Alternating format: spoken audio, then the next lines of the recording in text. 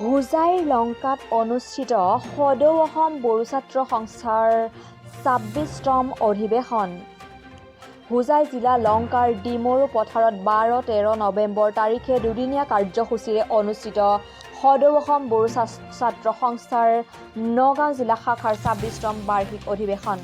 এই অধিৱেশনতে নৱগঠিত হোজাই জিলাৰ সদৌ অসম বড়ো ছাত্ৰ সংস্থাৰ নতুনকৈ হোজাই জিলাৰ শাখা গঠিত হয়।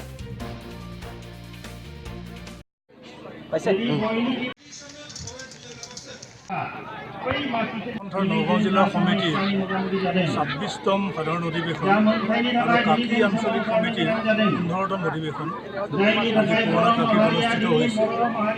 নিখিল বড়ো ছাত্ৰ সন্থা কেৱল এটা অনুষ্ঠানেই নহয়, এক বৃহৎ বড়ো জনগোষ্ঠীক একত্ৰিত কৰি ৰখাত যথেষ্ট তেওঁলোকে উদ্যোগ গ্ৰহণ কৰি আহিছে।